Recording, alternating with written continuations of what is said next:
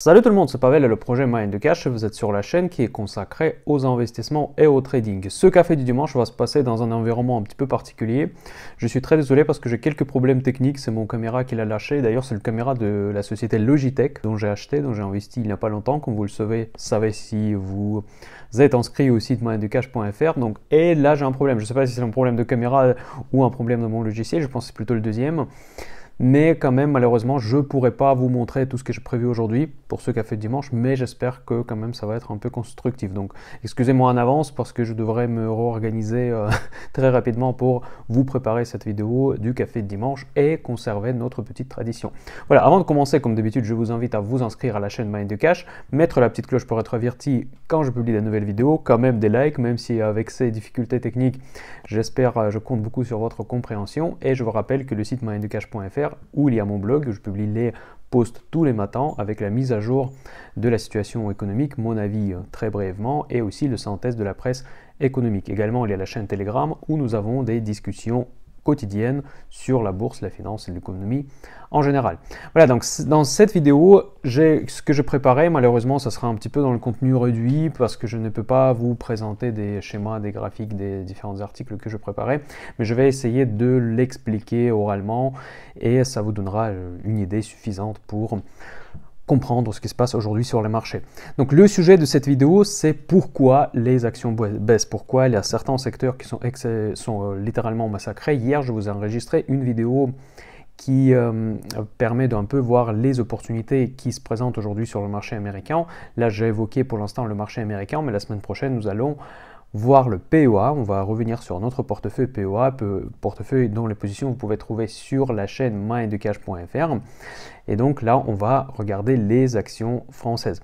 D'ailleurs, pour cette vidéo, j'aimerais bien lancer un défi. C'est le défi de début de l'année 2022. Il est bien déjà démarré. J'ai fait exprès de ne pas faire ça à la fin de l'année où on fait traditionnellement ce genre de choses parce que je m'attendais que le début de l'année 2022 sera un petit peu indécis. Moi-même, j'avais très peu de visibilité pour le début de l'année. Maintenant, je pense qu'on a quelques repères et j'aimerais bien lancer un défi dans les commentaires. Mettez-moi, s'il vous plaît, les 5 actions que vous trouvez les plus intéressantes à investir cette année 2022. L'objectif, c'est que maximum de participation, que j'espère, et sur le site mindthecash.fr, par la suite, je vais publier les 5, on va dire, le consensus de la communauté Mind the Cash, des 5 meilleures valeurs à investir pour cette année. Donc plus vous contribuez, plus cette information sera relevante en fait, et on pourra après analyser à la fin de l'année, est-ce qu'on avait raison, est-ce qu'on n'avait pas raison, et comme ça nous fera un petit exercice, on va voir est-ce qu'on s'est trompé avec nos analyses ou pas. Voilà, donc là je pense que les actions que vous allez évoquer, j'imagine, elles vont venir de différents secteurs parce que chacun a son avis, chacun pense qu'effectivement on va rester encore dans la pandémie, donc du coup c'est les sociétés de vaccins qui vont en bénéficier. D'autres pensent qu'il y aura une rotation vers les secteurs value, d'autres pensent que par exemple le secteur technologique va de toute façon performer mieux que les autres. Donc, et j'essaie de faire une espèce justement de consensus des opinions de la communauté Mind the Cash. Nous sommes déjà suffisamment nombreux, donc je suis très ravi de ça, pour qu'on puisse faire ce genre de sondage sur la chaîne. Et cette vidéo sera consacrée à la macro. Traditionnellement, on va parler de ce qui se passe sur les marchés. Et donc, on va essayer de répondre à cette question, pourquoi les actions baissent, même si on ne le voit pas forcément sur les indices. C'est ça un petit peu la magie du moment, la magie de ce début de l'année 2022, c'est que quand on regarde les indices boursiers, notamment le S&P 500, notamment le CAC 40, on ne voit pas une telle correction qui se passe dans certains secteurs. Pourquoi ça se passe comme ça? Comme j'en ai déjà expliqué dans la précédente vidéo, c'est que le poids des GAFAM, des valeurs technologiques, il est tellement importante qu'aujourd'hui, par exemple, un ETF des GAFAM et l'ETF S&P 500 ont des performances très similaires.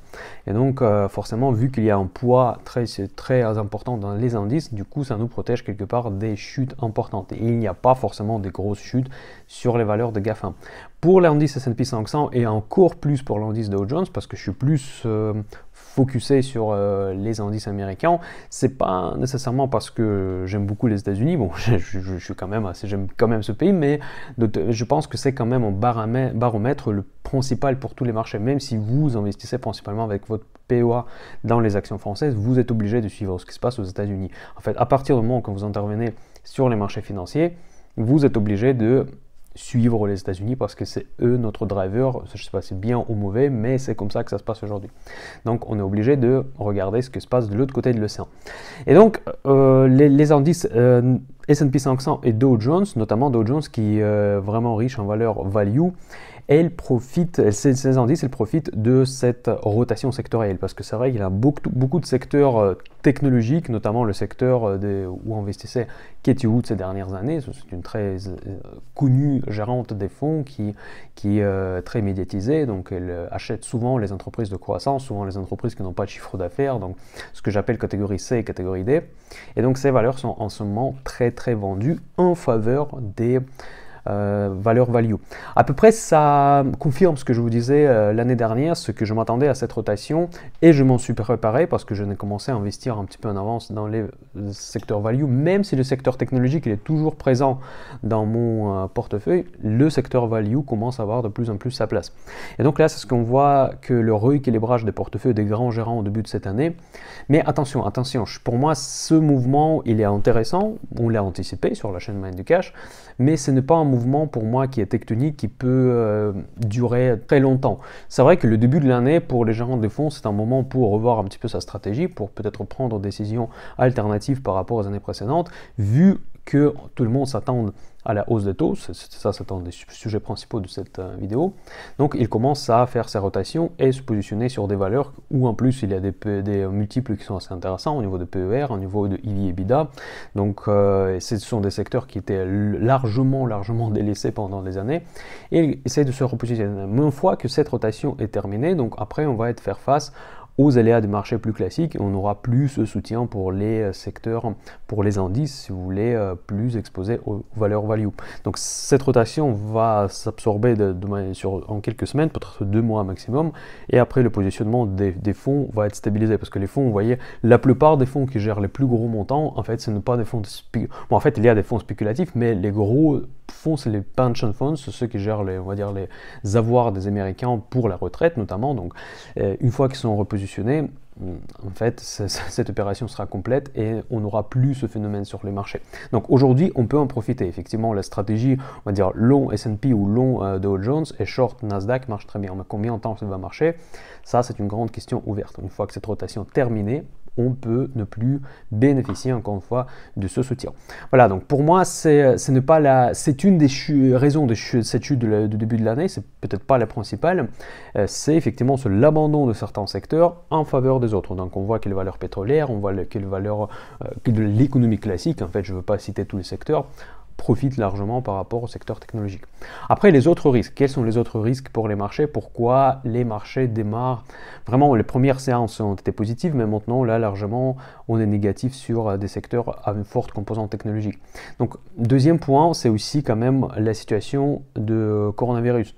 Donc, si on regarde les statistiques actuelles, c'est assez ambigu, en fait. C'est vrai que c'est assez difficile à lire aujourd'hui comment les marchés interprètent, en fait, les statistiques du Covid, parce que la situation est juste gravissime. Soyons vraiment honnêtes, c'est que vraiment le nombre des cas, les statistiques Covid sont horribles aujourd'hui. Donc là, on vit absolument une explosion des cas évidente. C'est probablement la plus grosse depuis le début de la pandémie, à moins que je me trompe, mais en tout cas, on est très proche.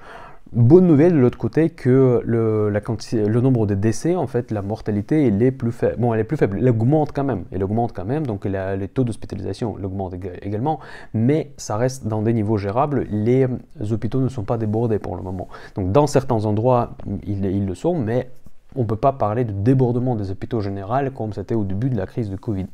Donc, mais en tout cas, n'oubliez pas qu'il y a un lag en fait entre l'apparition des cas et entre l'hospitalisation et un décès dans certains cas. Il se passe plusieurs semaines, donc plusieurs jours ou plusieurs semaines. Donc aujourd'hui, l'explosion des cas, elle a eu lieu juste au début de cette année, donc il faut quand même attendre encore un petit peu pour constater qu'il y a effectivement que le Omicron n'est pas dangereux et que ça ne provoque pas autant d'hospitalisation, ne provoque pas autant de décès. Bon, des nombreuses études aujourd'hui le montrent, en fait, des nombreuses études prouvent que le Omicron, effectivement, ça va probablement même nous servir comme une sorte de vaccination naturelle qui permettra à terme de sortir de cette pandémie. Ça, c'est une vision très positive des choses. Et le marché, il est hésitant. J'ai l'impression en tout cas qu'il est hésitant, que parfois on pense ça, parfois on pense l'inverse quand on regarde l'état actuel des choses. Donc le marché, il essaie d'être positif sur le thématique de Covid. Il cherche des raisons pour être positif. Parce que je pense que même le marché en a déjà marre. Je pense que nous tous, c'est sûr. Mais le marché même commence à essayer de ignorer cette thématique-là en se basant, en s'accrochant à n'importe quelle, on va dire, raison, même si l'EMS, c'est ça qui me surprend un tout petit peu, pour être honnête, que l'EMS ne se prononce toujours pas par rapport à l'Omicron. Il y a de nombreuses études assez sérieuses qui prouvent que, effectivement, elle est moins dangereuse du point de vue vraiment de la mortalité, mais l'EMS ne s'est pas prononcé. Pourtant, ils ont dit que ça va, le verdict va tomber dessous 3 ou 4 semaines, ou même 2-3 semaines après qu'ils ont détecté le Micron. Le Micron, je vous rappelle, était détecté le 26 novembre, et donc du coup, mi-décembre, on devait normalement avoir une réaction officielle de l'OMS par rapport à cela.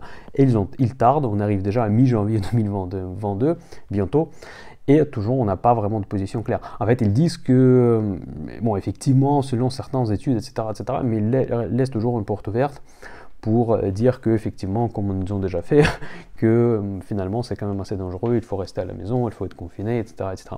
Donc ce risque, il est toujours présent. Pourquoi je me parle de tout cela? Évidemment, nous investissons en bourse, ce qui nous intéresse, c'est les actions, quel impact ça va avoir sur la bourse. Donc pour moi, clairement, les tests de Covid, pour moi, clairement, les vaccinations, vu qu'il y a de nouveaux rappels, on parle déjà, je sais pas, les 4e doses, je suis complètement perdu. C'est vrai que je me suis un peu déconnecté de ce sujet, mais certains pays parlent déjà de la 4e dose, certains ont lâché l'affaire, mais la demande pour les vaccins va rester là. Donc en tout cas pour moi c'est une certitude, je ne vois pas comment elle pourrait disparaître d'ici là, vu qu'on en parle de plus en plus de nouveaux rappels. Donc cela veut dire que les actions des producteurs de vaccins, pour moi, restent intéressantes. Donc j'en ai déjà parlé un petit peu dans la vidéo d'hier, là où j'ai parlé des actions notamment producteurs de vaccins.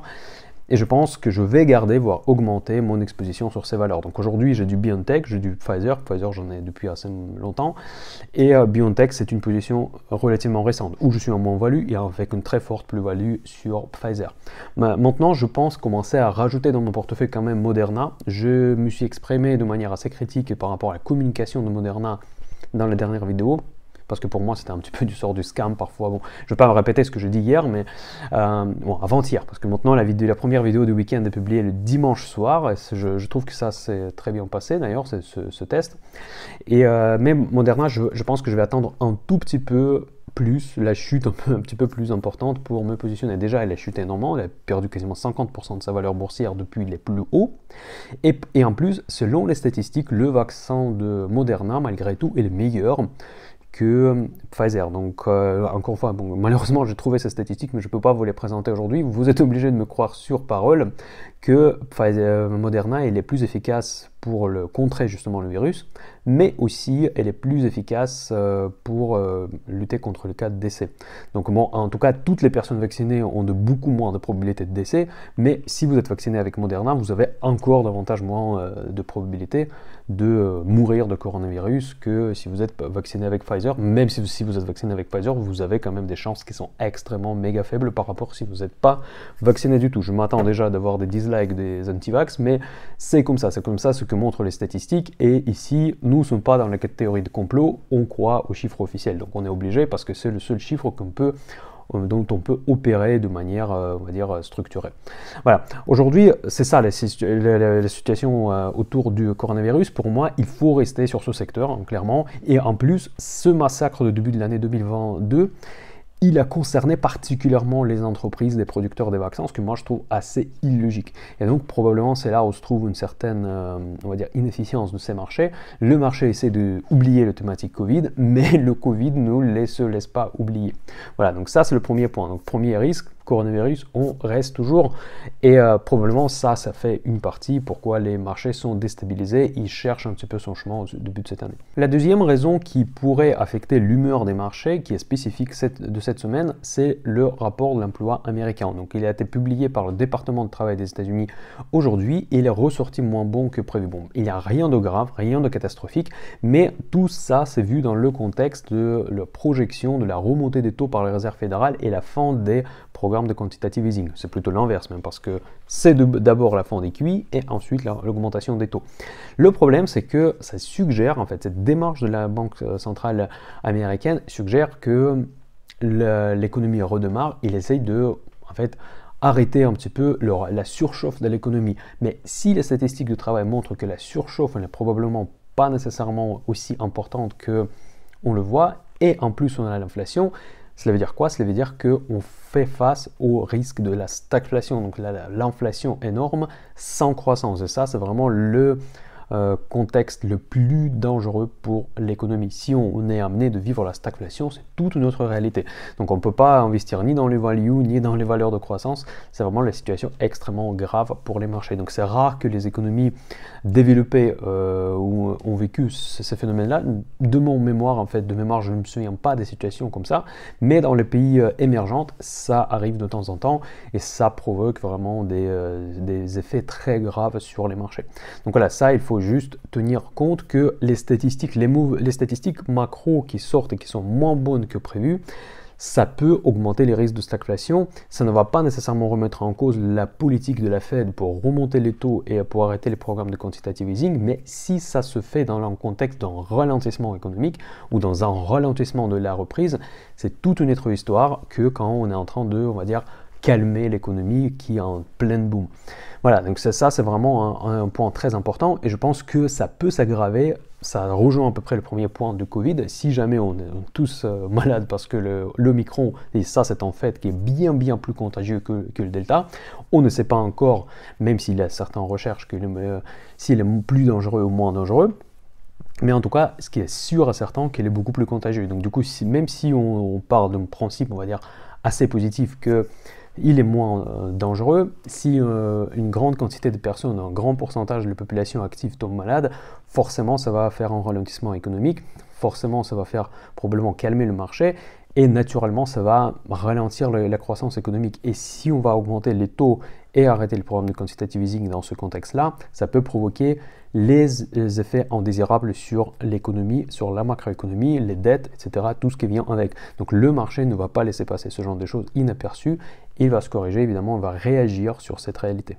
Ensuite, un troisième risque que moi je vois pour la macroéconomie aujourd'hui, c'est la décorrélation de la Banque centrale européenne et la Banque centrale américaine. Donc en général, elles vont un petit peu dans le même sens. Donc c'est souvent la Fed qui est devant et la BCE qui rattrape juste quelques mois derrière. Et donc aujourd'hui, on est dans une décorrélation complète parce que la Fed, elle va agressivement arrêter quasiment tout de suite la QE, donc c'est presque le cas, comme si ça a été ordonné par Biden, d'ailleurs ça c'est mon avis, et bon, peut-être pas ordonné, je exagère un tout petit peu, mais je pense qu'il y a quand même un aspect politique, parce que je vous rappelle qu'il y a cette année, c'est une année électorale aux États-Unis. Et donc, du coup, la Réserve fédérale émet tout pour arrêter les programmes de quantitative easing immédiatement, quasi, et passer à l'augmentation des taux juste après. Tandis que la Banque centrale européenne, on n'entend pas du tout le même discours. Il parle de arrêt probable, progressif, de aide monétaire supplémentaire pendant la pandémie, parce que c'est vrai que la Banque centrale européenne, elle a fait aussi un effort, donc ils ont inondé les marchés avec les liquidités pendant la pandémie de Covid-19. Et maintenant, il parle juste de la progressivement arrêter. On ne parle pas de la remontée des taux, on parle, mais vraiment dans des années très lointains. Et du coup, on ne parle pas d'un arrêt, on va dire, des assouplissements monétaires aussi importants comme on voit aux États-Unis. Donc du coup, on va vivre toute cette année avec cette décorrélation entre les deux grandes banques principales. Banques centrales principales, bien évidemment. Quelle conclusion peut-on faire? On peut faire une conclusion que, évidemment, c'est un phénomène qui renforce énormément le dollar. Donc la chaîne Mind the Cash n'est pas trop positionnée sur le devise parce que c'est un marché extrêmement difficile à trader. Mais ce qui est très important pour nous, c'est de décider sur quel marché nous investissons. Parce que c'est vrai que si le dollar n'est pas cher, on a tendance de racheter des dollars pour investir aux États-Unis. Si le dollar est cher, donc du coup ça peut nous revenir un petit peu cher d'acheter les dollars pour acheter les entreprises américaines.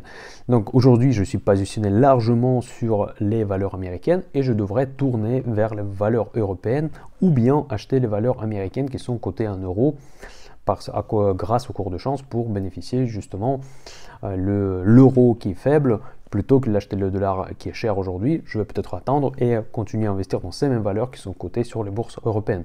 Il faut quand même prendre en compte l'effet devise dans votre investissement, et ce que je conseille généralement, même si je suis un blogueur, je suis un amateur, je répète ça toutefois tous les jours, je n'ai pas le droit de donner des conseils en investissement, mais quand même, moi, je structure souvent mon portefeuille en multidevises. Donc, ça veut dire que j'utilise une diversification entre les différentes devises. Je pense que c'est assez efficace et parfois, ça vous donne des surprises. Quand la devise va dans votre faveur, ça fait augmenter votre PNL artificiellement quelque part. Mais je spécule pas directement sur les devises, hors des cas très très rares qui peuvent arriver d'ailleurs aussi. Voilà. Et là, maintenant, le quatrième risque que je vois pour cette année qui impacte les bourses de ce début de l'année 2022, c'est justement l'attente des taux, on en a déjà parlé, et l'arrêt des quantitative easing aux États-Unis. Donc, vous savez que je suis assez contrariant pour le moment parce que j'ai vécu en bourse l'année 2018. Je me souviens comment ça s'est passé. C'était déjà la première tentative de Jerome Powell d'arrêter les programmes de QE.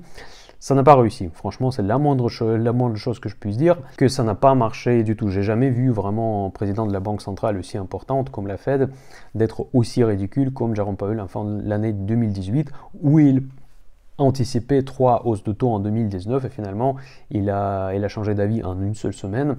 Et finalement, on a fait 2 baisses de taux en 2019 plutôt que des hausses. Donc, et qu'est-ce qui s'est passé en 2018? C'est que, en gros, le marché a chuté, toutes les classes d'actifs ont chuté.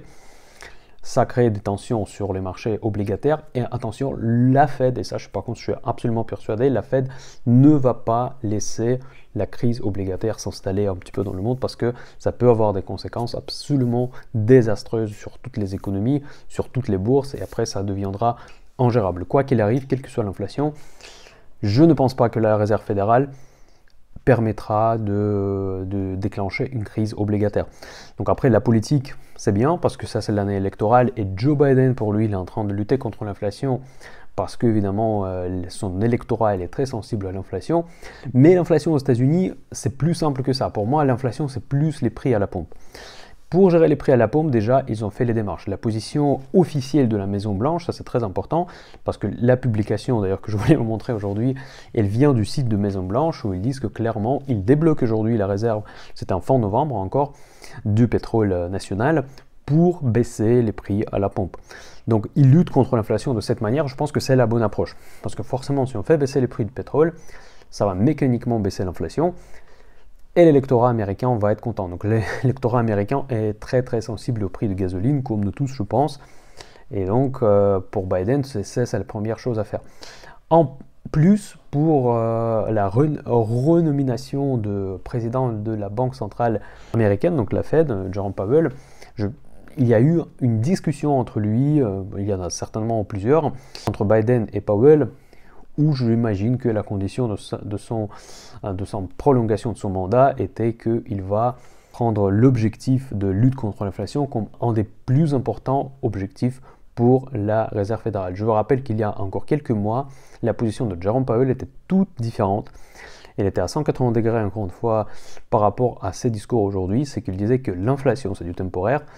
Ça n'est pas un problème, c'est un phénomène de la réouverture, etc. etc. C'est ce qu'il nous répétait pendant toute l'année 2021. Et grâce à ça, nous avons vécu cette année d'une hausse phénoménale des marchés financiers, donc on a largement profité. Voilà, donc pour moi, je pense que c'est comme ça que ça va se passer. Donc là, ils vont arrêter les QI, donc le marché va peut-être être plus volatile, certainement, mais dès qu'il y aura une hausse des taux, ça va déclencher la hausse des taux sur toute la courbe des taux des emprunts américains. Donc on le voit déjà que quand j'enregistre cette vidéo, c'est 1,7, on est presque au plus haut, c'est justement sur le graphique de 10 ans que je voulais vous montrer aujourd'hui. Il arrive vraiment une résistance. Donc si on casse cette résistance et si on commence à attaquer les niveaux de 3%, ça devient vraiment très grave parce que chaque point sur la dette américaine, c'est une explosion littéralement de déficit public américain. Encore une fois, les Américains, ils peuvent imprimer de l'argent. Donc, je ne veux pas trop rentrer en détail. C'est un système Bretton Woods, vous pouvez le lire sur Internet. Donc, vous allez voir que, et peut-être vous le savez déjà, que dollar, évidemment, c'est le numéro 1 dans le monde. C'est la première devise mondiale des échanges internationaux. Et les Américains peuvent se permettre d'imprimer de dollars sans créer pour autant de l'inflation. Donc le déficit public n'est pas aussi grave pour les Américains qu'il est pour nous. Mais évidemment, ça reste d'actualité uniquement pendant que ce déficit reste raisonnable, bon, même s'il est déjà un peu démesuré. Mais si jamais la situation commence à vraiment déraper, et en plus avec les dettes qu'ils ont accumulées pendant la crise de Covid, c'est très très probable que ça dérape. Ça peut remettre en cause la signature des États-Unis. Et ça, c'est tout un autre monde. Si jamais ça arrive, on est encore assez loin de là, il ne faut pas se faire peur pour rien. Mais si jamais ils laissent les choses aller comme ça, dans ce cas-là, à un moment donné, les investisseurs vont se poser des questions. Est-ce qu'il faut investir dans la dette américaine? Est-ce que c'est vraiment le safe haven? Et dans ce cas-là, ils vont perdre leurs notes des agences notation, etc., etc. Donc bref, ça va être très compliqué pour les États-Unis pour lever les fonds. Est-ce toute cette masse de dollars qu'ils ont exportés pendant des décennies à l'étranger, dans le cadre de leur, on va dire, avantage d'être la première devise internationale, toute cette masse de l'argent va revenir chez eux et ça va créer une inflation de dingue aux États-Unis. Donc ça, c'est vraiment un scénario absolument catastrophique, absolument apocalyptique. Mais pourquoi j'en parle? Tout simplement parce que si la Fed laisse les choses aller, elles peuvent se retrouver dans cette situation-là et ça explique pourquoi ils ne vont pas le faire.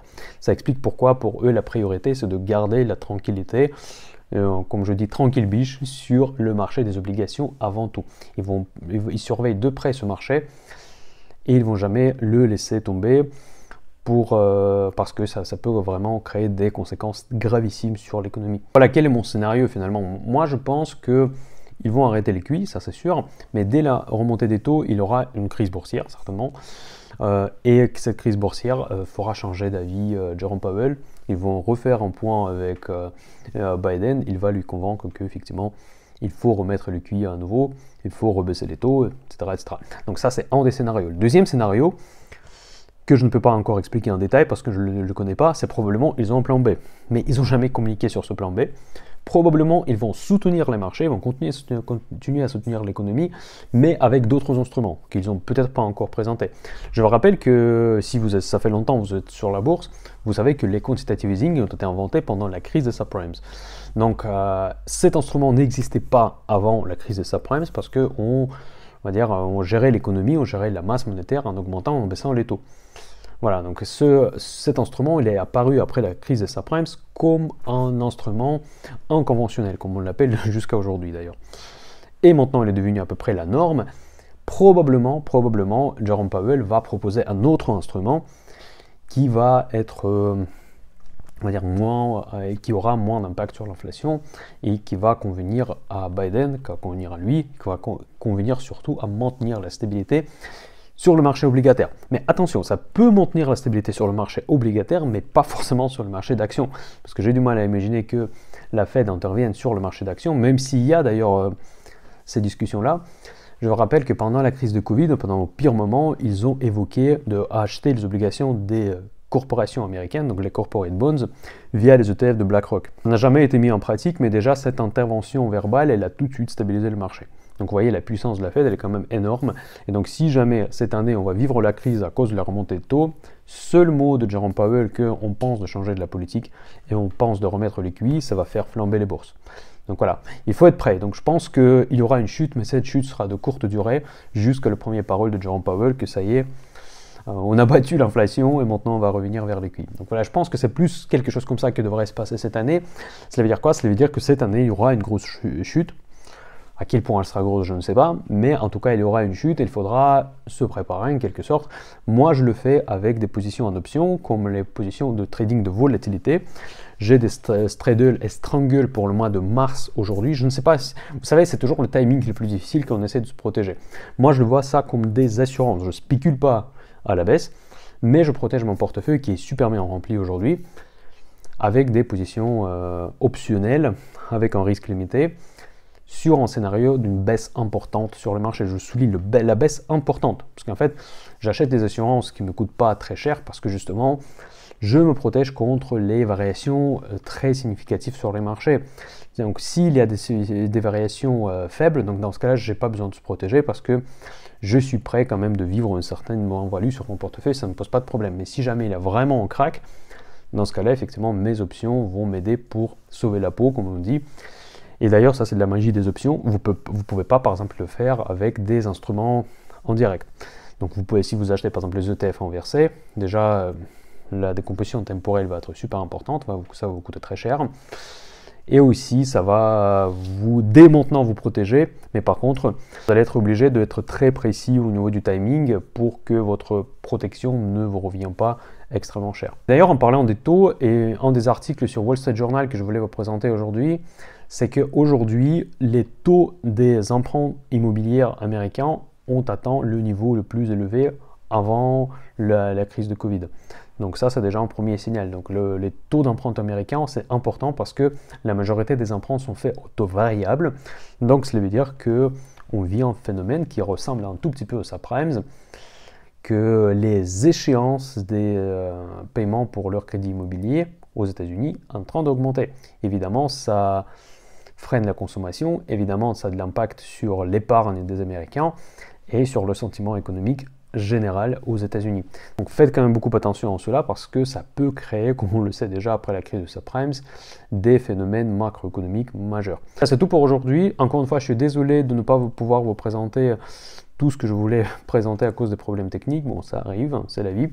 Donc, et je vais essayer de résoudre tous ces problèmes pour la semaine prochaine. En tout cas, je vous souhaite de passer un très bon week-end. On se donne le rendez-vous la semaine prochaine sur la chaîne Mind the Cash, sur le site mindthecash.fr et sur Telegram. Allez, à très bientôt, Mind the Cash. Bye bye.